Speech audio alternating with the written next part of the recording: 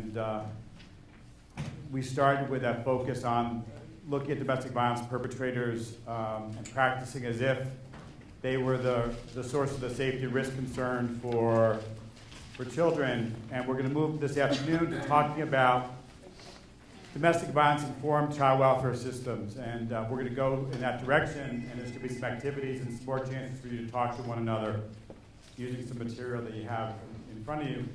But I'd like to offer another 10 minutes or so, maybe 15 minutes for questions and answers. I know people are sitting there thinking about what does this mean for our practice, what does it mean for me where I'm sitting.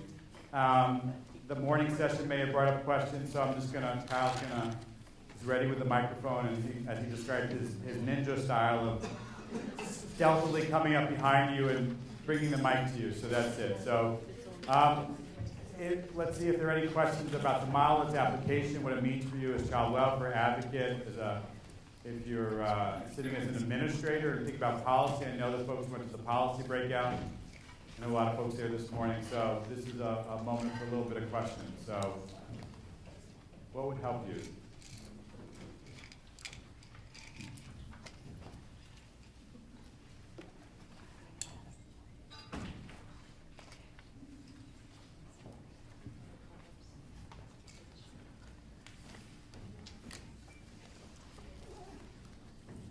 I always tell people as they sit in silence and start feeling awkward.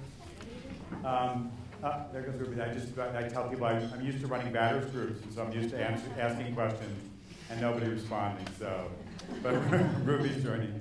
I just wonder, in the Safe and Together model, are cases still opened in the name of the non-offending parent? Well, that's a great question. You know, one of the hardest things to address is that mother-centric focus from child welfare.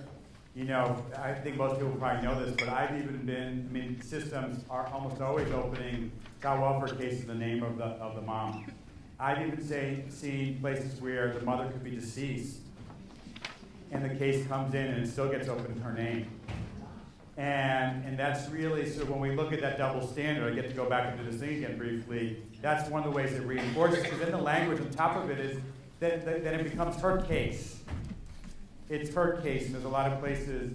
And part of what we've done in some places is really explore, and to different degrees of success, what does it mean? I mean, there's different perspectives, which is when the case comes into intake and gets coded, and it's a new case, we've actually had some success getting cases opened up, the name on the case being the perpetrator's name. And that's different. You can have a case that's opened up in the mother's name administratively, but the alleged child abuse and neglect abuser could be the domestic violence perpetrator. So there's two different things, but we've actually had some success in getting some cases switched over to the father's name. And again, I think this is as much about child welfare's approach to mothers and fathers as it is about domestic violence. And I think the challenge is that child welfare is still, for good reason, we'll look at mothers and kids come in packages, is the way I refer to it. You can go and meet mom and the kids and see them all during one visit. They think about her as the primary caregiver. And I think that we have to kind of go past that to be thinking about, again, raising up the sort of expectations about fathers to really kind of shift that. So we've had some success around that in terms of it. Other questions? Other questions for folks?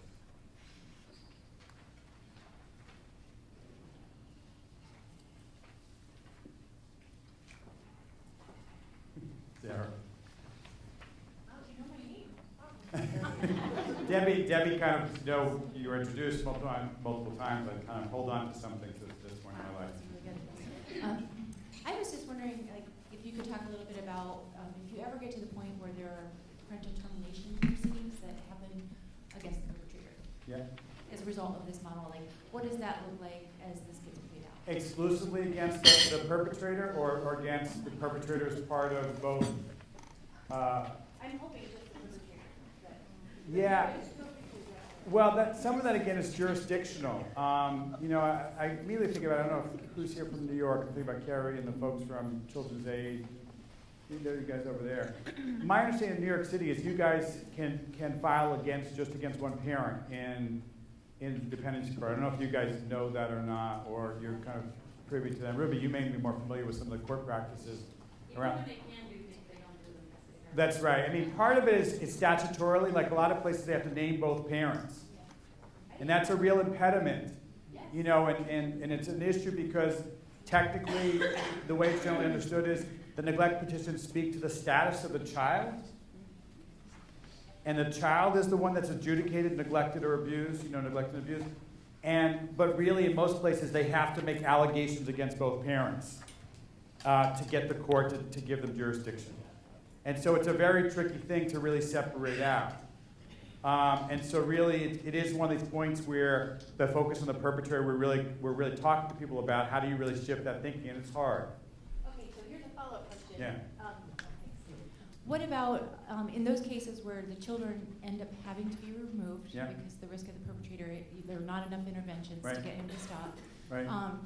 In those cases, and I don't know, I'm from Michigan, I'm not sure how it is in different states, but who goes on the central registry? Is that terminology people know? But the central registries, it can be a different process as well. It's not necessarily tied to the court process.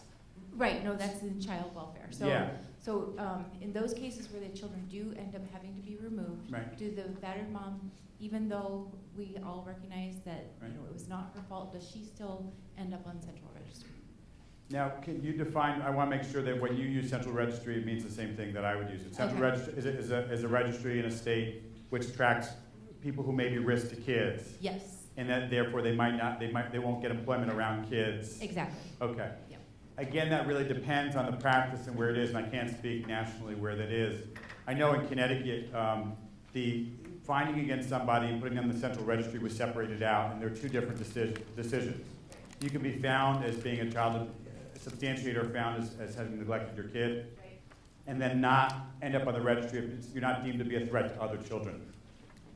And under this model, that really, again, what we've worked to do is try to reduce, and we've seen a reduction in systems we work in where they might label both the domestic violence victim and the perpetrator as the alleged abuser of the children.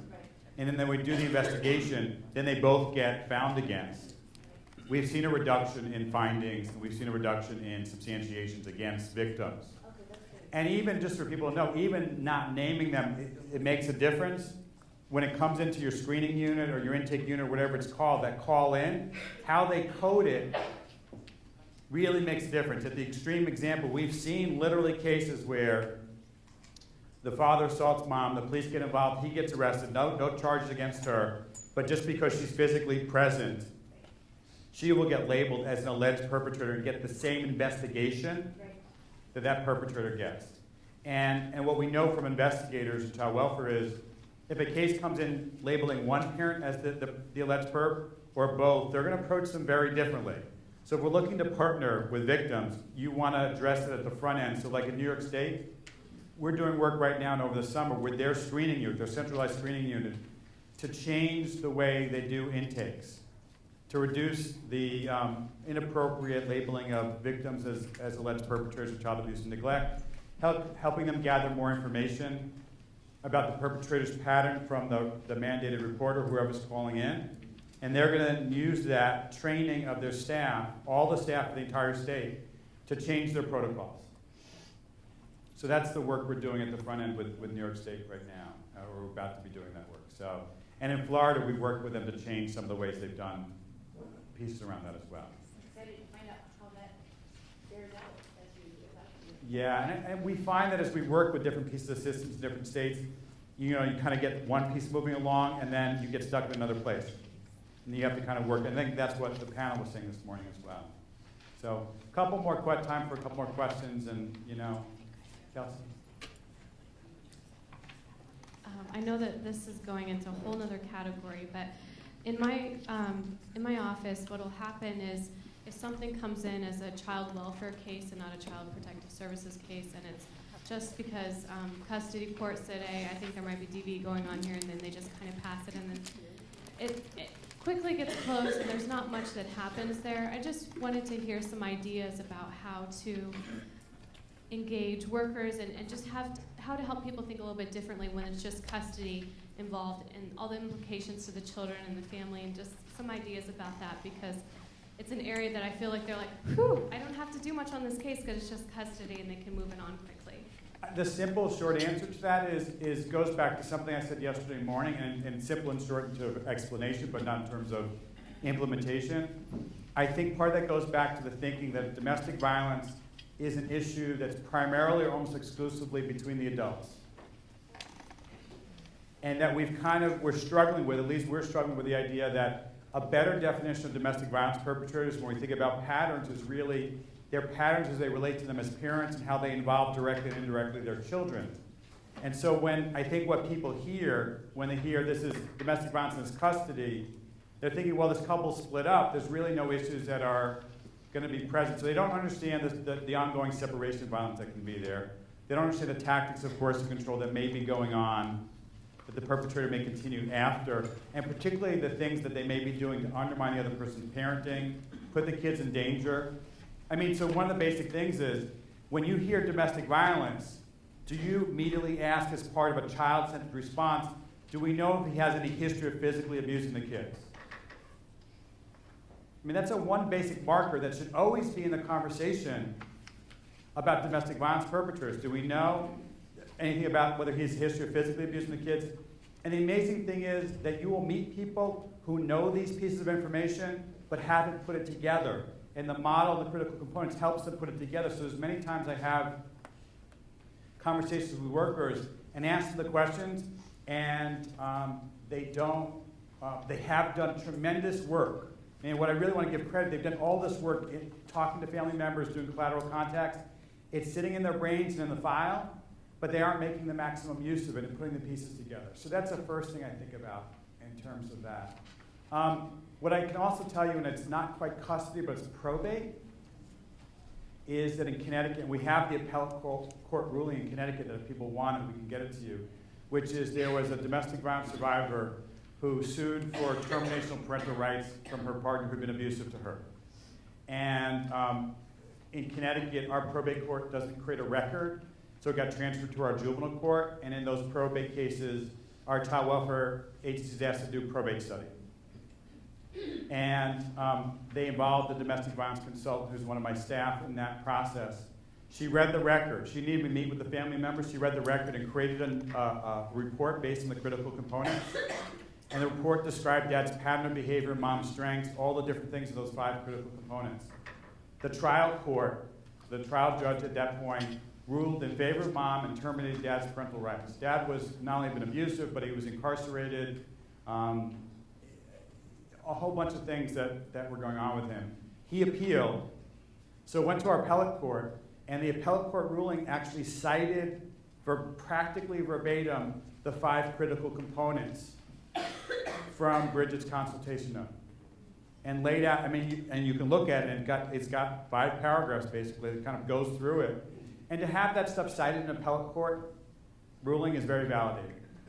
You know, it really kind of spoke to that. So when we go back to the issue about custody and the question that was up there, sort of about one parent or another, it's not quite the dependency court piece formally, but it was a way that it really helped get this mom. And the judge said, you know, things like it was reasonable for her to flee New York to go to New Jersey based on the fact that it was a danger.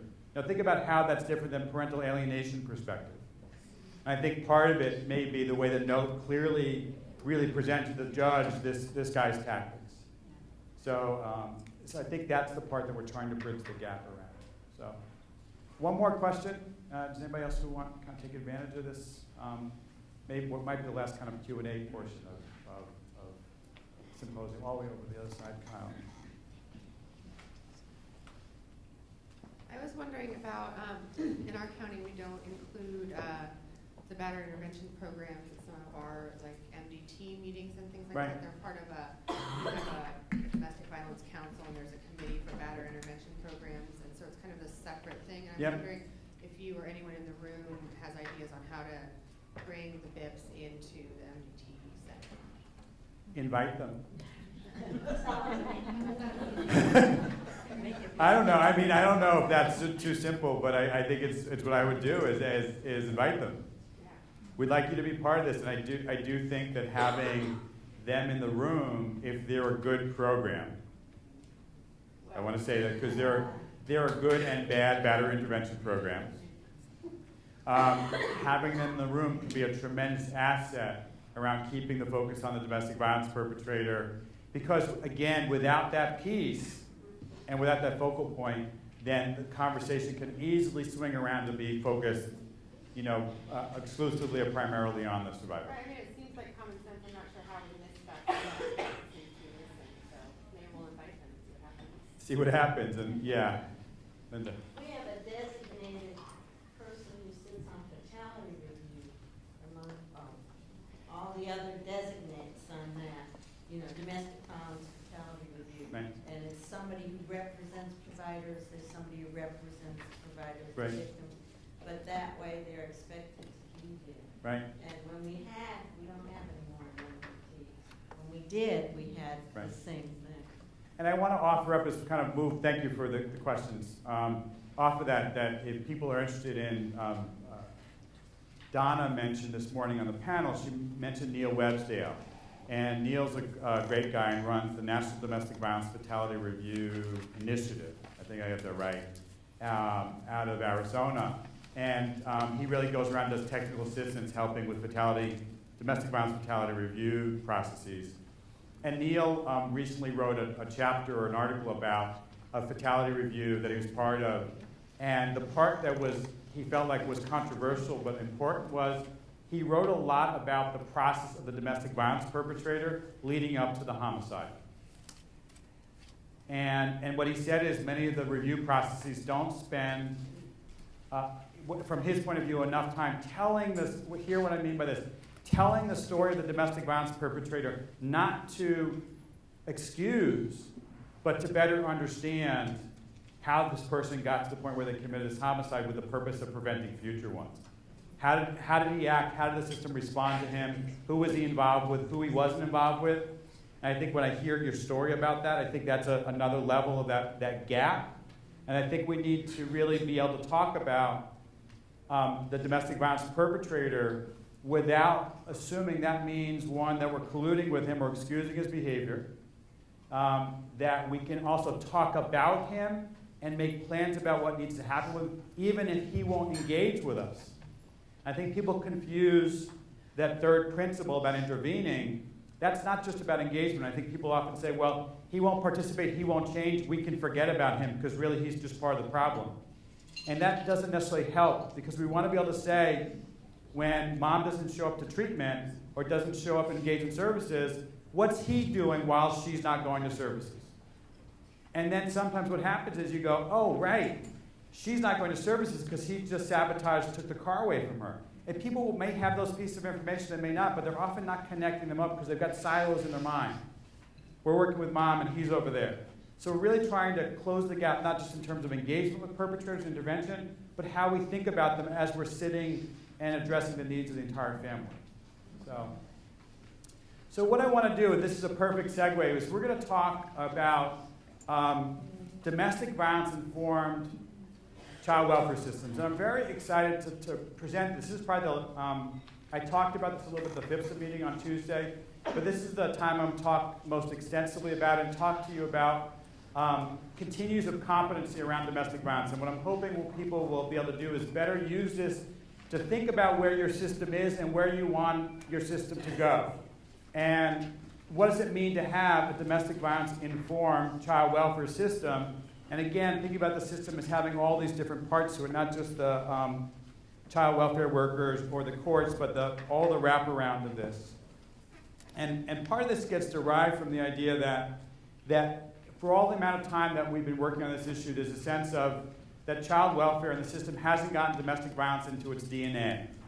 And really this is part of that process of really exploring that. And part of the ways that I really think about that we know that child welfare doesn't have this in its DNA is that, for instance, and I alluded to this earlier, that when we think about the infrastructure, policy, services, and training around domestic violence compared to substance and mental health, usually domestic violence comes up way short.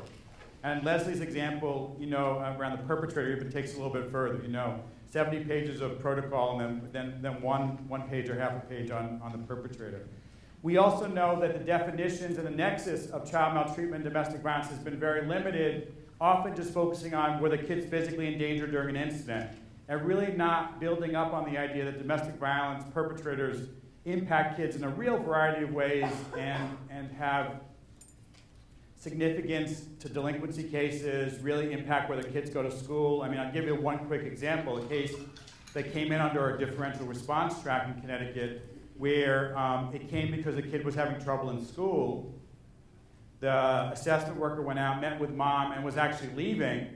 And mom said, "Did you see the newspaper report about me last year?"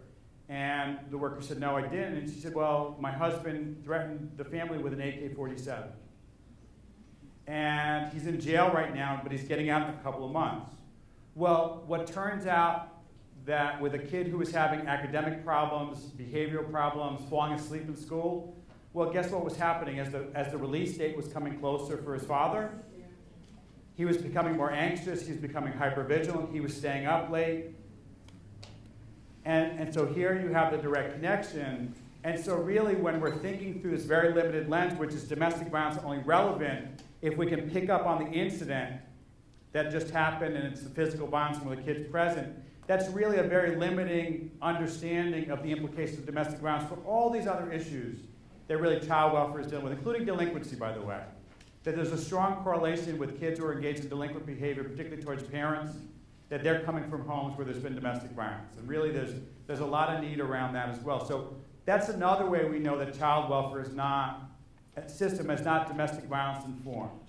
Another way to think about it is how it's domestic violence is not often integrated into new initiatives. I think Ohio, I want to give them credit for really connecting the Safer Together work to their differential response piece. And what happens is in child welfare, like a lot of fields, but child welfare is particularly strong on this, new initiatives get rolled out, things get reformatted, safety gets talked about in a new way, and then what happens is the work that was done on DV over here under the old regime drops out when it moves forward. And so that's another way to really know that we're not really fully integrating this into the work. Another way to really think about it is the weak or non-existent relationships in many places between DV service providers, both victim services and batterer intervention folks. And this goes back to the infrastructure. And oftentimes, when those relationships exist, they're often not contractual, and those services, particularly victim services that are being offered to moms, are not being paid for by child welfare. And the truth is, when they're not being paid for, they're often being valued less. And so again, you can really think about that when we think about this as domestic violence as an adult to an adult issue, versus thinking about domestic violence perpetrators as people who harm both adults and children, it's really harder for the child welfare system to really understand why all this is so relevant to them in terms of their work. And I think that we can again look at how all of us are talking about this way as contributing to it. I've talked about policies not being fully developed or non-existent, and really, see if I've covered all the different things I want to cover. Yeah, that's all the things I want to cover for right now, and I've talked about some of these as we go along. So part of what we wanted to discuss today, really about these limitations, is really about how do you talk about domestic violence-informed child welfare systems, and also about competencies. And I want to give you a definition about cultural competency. There was some work done by he was a professional out in Portland, Oregon, written in 1989. He was writing about cultural competency and the treatment of severely emotionally disturbed minority children. And he talked about the continuum of cultural competency. He talks about competency or competence as a set of congruent behaviors, attitudes, and policies that come together in a system, agency, or among professionals that enable that system, agency, or those professionals to work effectively in, and then you can fill in the situation, the work that needs to be in those situations. So again, I'll read this again, and now I'm going to insert domestic violence in it for a second, but this came out of Terry Cross's work around cultural competency. Domestic violence competence is a set of congruent behaviors, attitudes, and policies that come together in a system, agency, or among professionals that enable that system, agency, or those professionals to work effectively in domestic violence situations. So this is what we've been talking about in terms of a destination, in terms of looking at what does it mean to have domestic violence-informed systems. And this is different than trauma-informed. It overlaps. And part of this is to build on the language and the understanding that we want our systems to be trauma-informed. We also want them to be domestic violence-informed. So you have on your table, and you can follow along with this, there's both the slides, but also there's a handout around Continuum of Domestic Violence Competency. So you may want to grab that and be looking at that as we're talking. And there's also slides that kind of go along with it.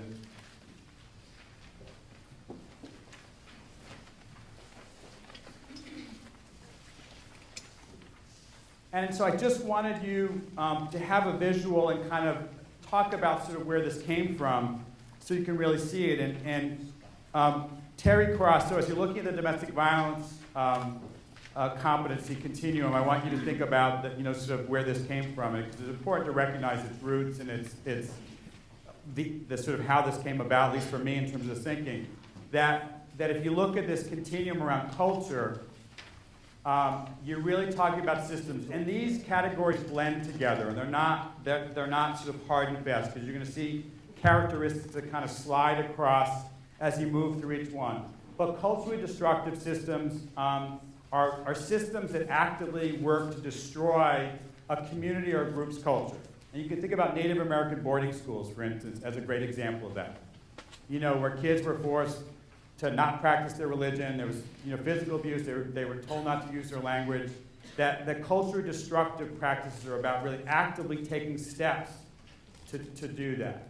Culturally incapable or cultural incapacity is things where there's not active steps to destroy a culture or to harm somebody, but there's really no capacity, maybe no recognition, no caring about that thing, about culture, and there's just nothing built in there. Cultural blindness is really around the idea that we may recognize differences in culture, but we don't need to do anything different to respond to those differences. So it's neutral. We could, you think about this, you can think about gender as well. Gender neutral policies, versus gender informed policies. You can think about the difference there between those two things. Cultural precompetence is where a system begins to identify that it's important and direct themselves to responding more appropriately, more culturally sensitively to culture as an issue, and that in that way there are steps being taken, but they're often in danger of being token steps. And those steps are often driven by what outsiders expect the system to do. You need to do this, you need to do that. So it's often a response to what other people are saying the system needs to do. Cultural competence is really this piece of where a system starts internalizing the value of cultural diversity, responding whether it's to racism or other forms of oppression within its system and outside its system, building in structures and skills to change things. And when we think about culturally informed or trauma-informed systems, we're really talking about this level of cultural competency. And then cultural proficiency is the next step where there's leadership in that system. It's built into quality assessment, and it's not going to live and die with a particular person, a particular initiative, but it's to be carried on through. So we really think about, this is what Terry Cross was writing about 14 years ago. Was that 1989? No, that's 24 years ago. See, I'm frightened by that. Okay, see when you see again what I want to do with that one. And just to be clear, so people get it, that it carries over, that same model can really be carried over to be thinking about trauma. And this was, Hodis is a psychiatrist, I believe, in Pennsylvania, who wrote, and again, if people want references that, for Terry Cross's work or this work out of Pennsylvania, I'm happy to provide it to you. But it really talks about, similarly in the work of becoming trauma-informed, you can have systems that are trauma-destructive, that actually actively blame and label trauma survivors and continue to put them in situations that are dangerous for them and exacerbate the trauma. I mean, that would be a trauma-destructive system. Take somebody who's experiencing trauma symptoms and penalize them and punish them for the trauma symptoms that they're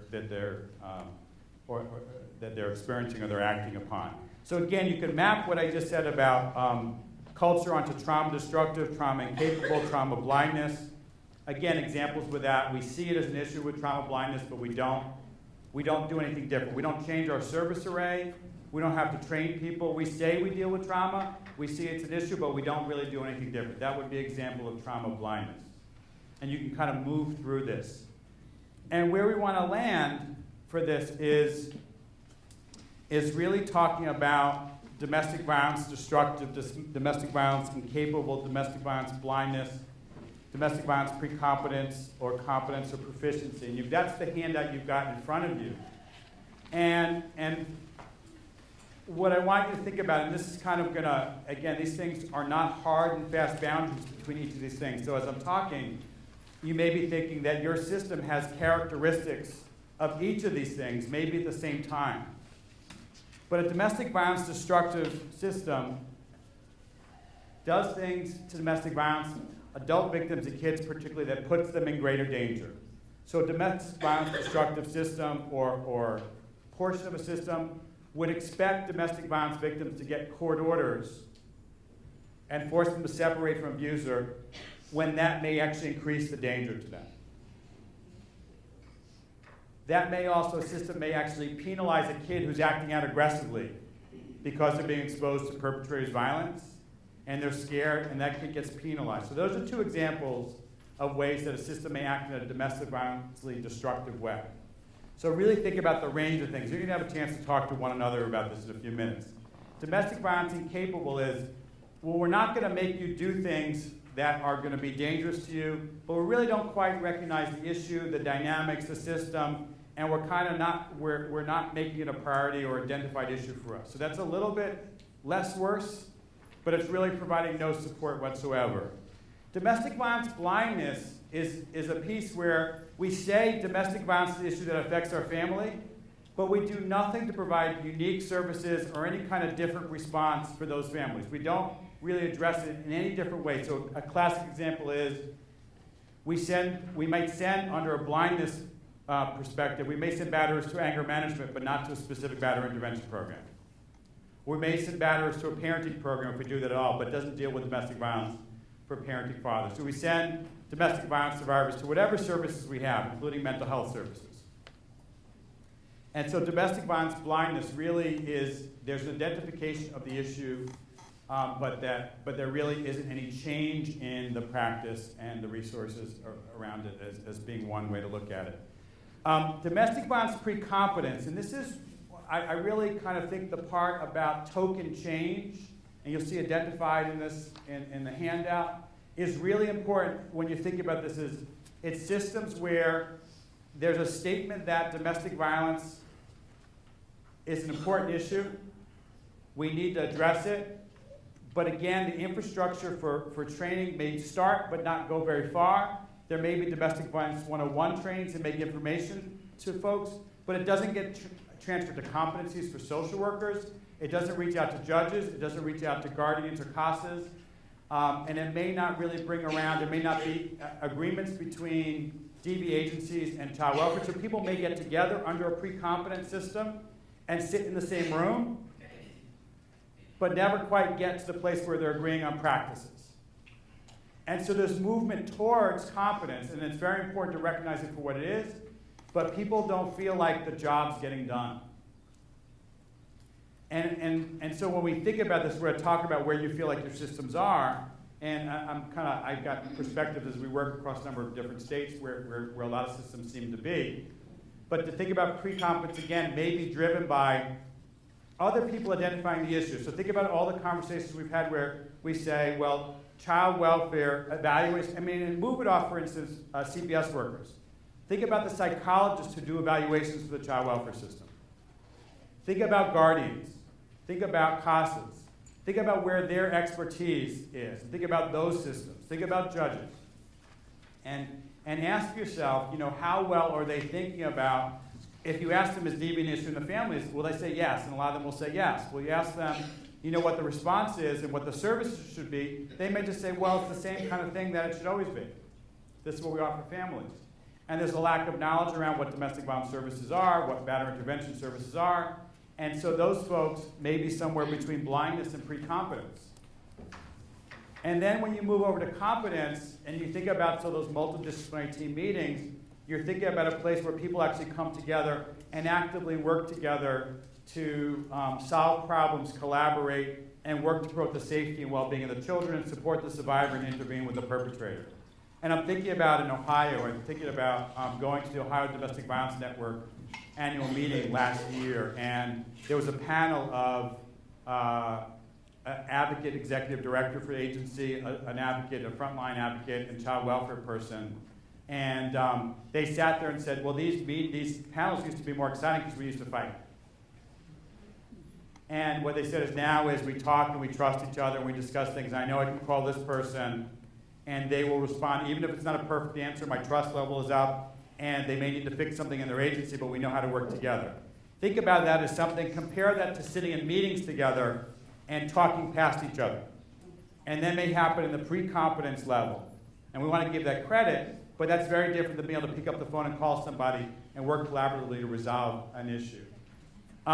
And then lastly, domestic violence proficiency, where again, it's institutionalized in that system. So it might be built into regular training for new judges, regular training for CASAs and guardians, that as things move along, that people just don't pay lip service to, yes, all our families have DV, substance use, and mental health issues, but that really we have this piece where we're actually actively working to and committed to ongoing work to keep our staff, new staff coming in, as Leslie talked about. Donnie talked about the 60% turnover of supervisors this morning. That, so you see in there that we're talking about, a piece about really developing competence. And then in a proficient system, that wouldn't drop out when those people go, but there'd be a commitment to make sure the next round of supervisors has the training. And because that's seen as a core piece of what needs to be done to get the job done. I think you can kind of look at that as a distinction between a system that is competent and proficient. The proficient system really builds us in and it's not going to let it go as we keep advocating for it and institutionalizing it. So what I want you to do is, to turn this into a more meaningful discussion, is at your table, using this handout as a guide, have a discussion, and there's various pieces to it, and the handout maps it also on the Safety Together principles.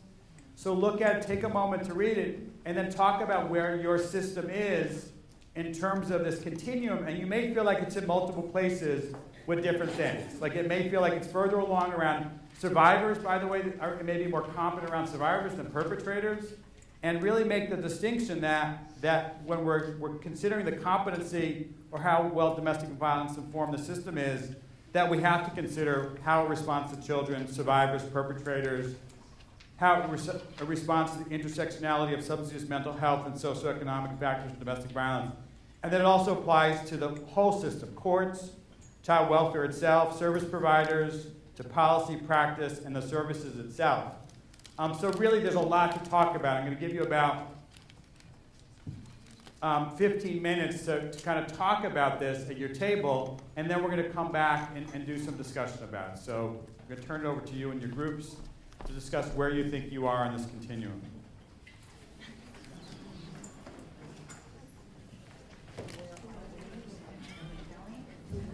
Seems like an interesting tool.